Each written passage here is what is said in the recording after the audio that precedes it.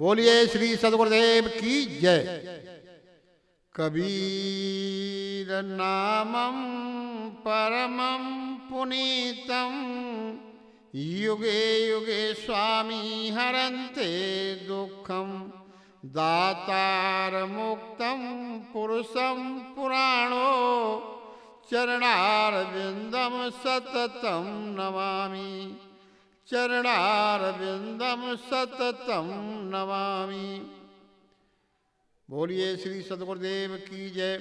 विश्व वंदनीय सदगुरु श्री सुवर्णदेव सख्तवत के स्रोत माता बहनों भाइयों, माँ वसुंधरा की गोद में खेलते हुए और नन्हे मुन्ने प्यारे बच्चों, तो कहा जाता है हो सेवक ज्ञान मोह पर दया दृष्टि राखिए। तो शिष्य प्रार्थना कर रहा है गुरु महाराज से, गुरु महाराज मैं सेवक अज्ञान हूं, मुझे पर दया दृष्टि राखिए। जो आपकी शरण में आ जाता है तो दया दृष्टि तो सदगुरु रखते हैं, लेकिन शिष्य भी ऐसा होना चाहिए जैसे कोई पात्र होता है, खुला हुआ पात्र। खुला हुआ पात्र होता है तो उसमें जैसे बारिश हो तो कुछ न कुछ पानी की बूंद आएंगी, और पंटा हुआ पात्र हो तो कुछ आने वाली नहीं।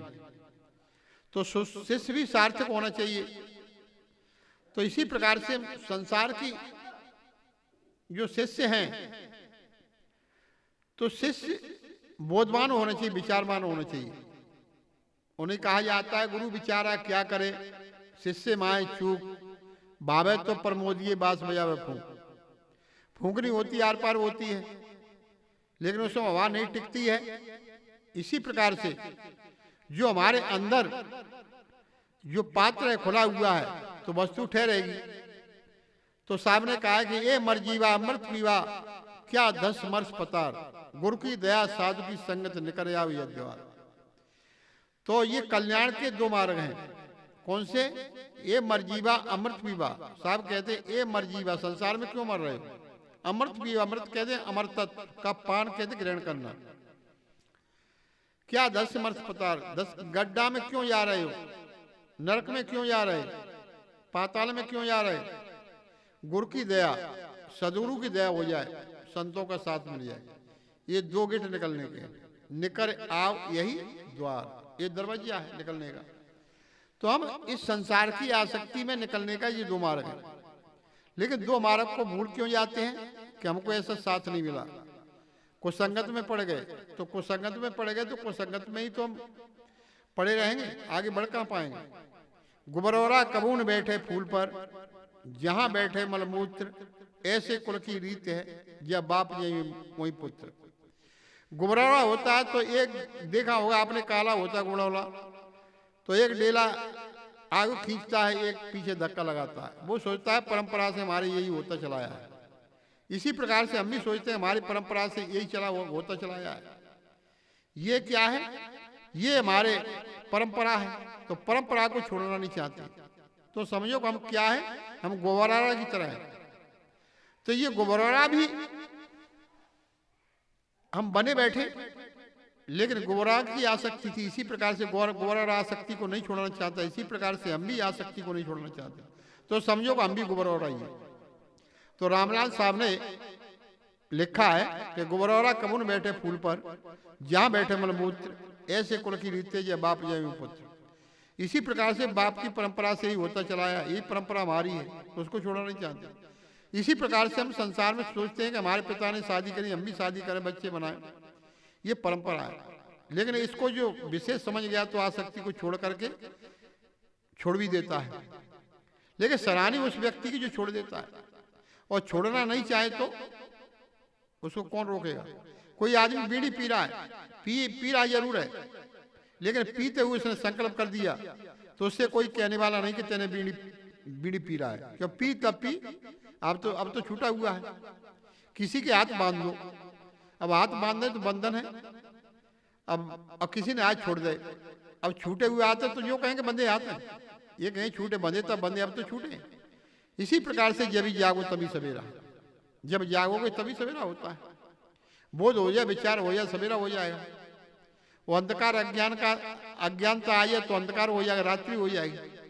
तो सवेरा रात्रि भी अपने हाथ में होता है। सवेरे का अर्थ होता है अपने स्वयं का बोध हो जाना। अंधकार का मतलब होता है अज्ञानता, विषय विकारों में फंस जाना।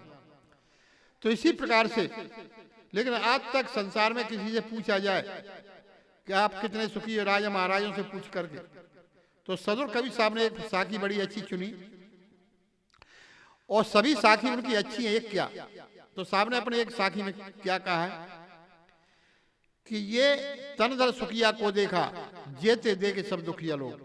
जिसका रंग भिखारी राजा से लेकर के सभी का शरीर दुखमय, सुख नहीं।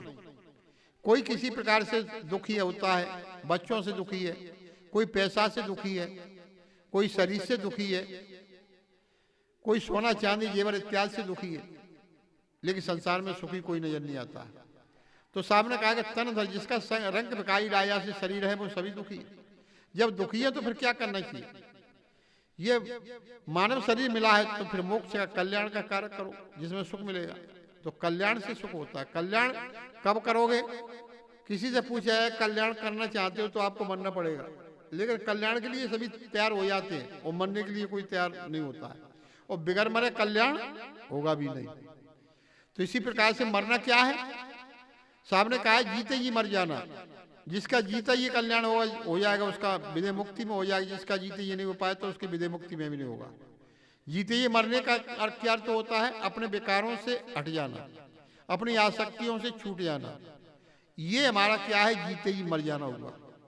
वो आसक्ति में बंध जाना, आसक्ति में बह जाना, तो ये क्या है? नरकगामी हुए। तो नरकगामी से बचना है तो अपने आसक्तियों से हट जाना, अपने विकारों की बंधन से मर जाना। मर जाने का अर्थ होता है जो कि हम उसकी आसक्ति को छोड़ दें, तो वहां से मर गए। लेकिन आसक्ति में बहते रहे तो कहाँ है? आसक्ति में, अंधकार में ही तो रात्रि में हम डूबे हुए हैं, गड्ढा में फंसे हुए हैं। तो इसी प्रकार से हम गड्ढा से बचना है तो रात्रि को छोड़ करके अपने प्रकाश में, कहते अपने स्वयं स्वरूप में जाओ, तभी आप बच पाओगे। इन्हीं वाणी पर विराम। प्रेम से बोलिए श्री सद्गुरुदेव की जय।